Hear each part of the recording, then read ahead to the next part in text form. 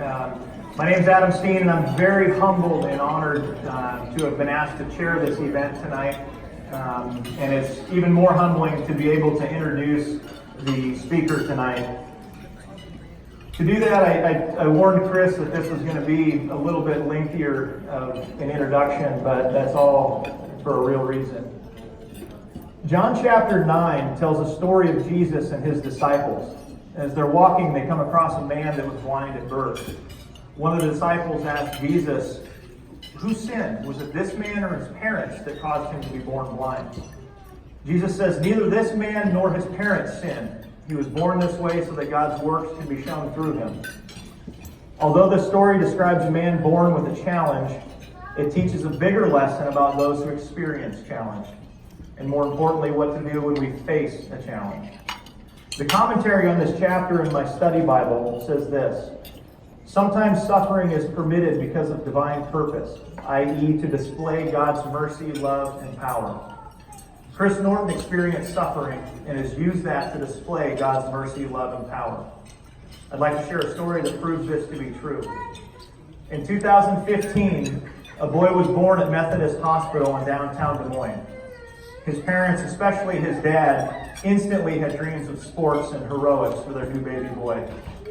4 months into this young boy's life, he was diagnosed with an extremely rare genetic brain disorder called Joubert syndrome, a syndrome that affects gross motor skills within the body.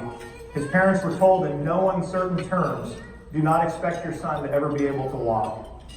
Chris, as I'm sure you know, news like that can send you down a couple paths. One path is to believe it, give up, and not look toward our Creator. The other path is to hear that news and determine you're going to seek what God has in store for you because of that. Chris, you took the right path. And because of your choice, God's works are being displayed in that young boy's life. Behind me are two pictures. One is that young boy in therapy in a universal exercise unit learning to walk. The other picture is Chris using the same unit. Chris's foundation donated the money to ChildServe right down the street here in Johnston that allowed them to purchase this equipment. Because of efforts like the Chris Norton Foundation, hard work, and prayer, that young boy has learned how to walk. Chris, I'd like to introduce you to that young boy. He's my son, Riker. Hey, buddy.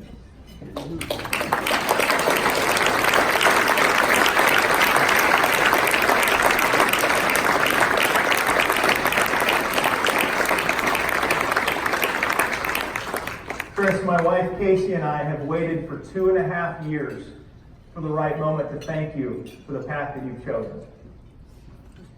So we want to introduce you to this crowd, but we also want to thank you for allowing God's works to be shown through you.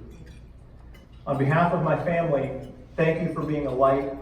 Thank you for everything that you're doing. Ladies and gentlemen, Chris Norton.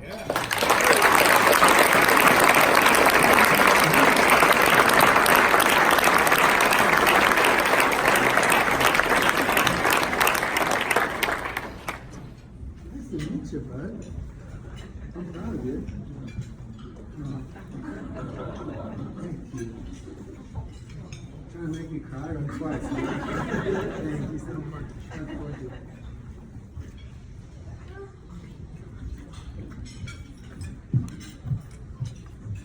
Wow, that was the best introduction I've ever got. Man, I gotta compose myself now. I gotta present.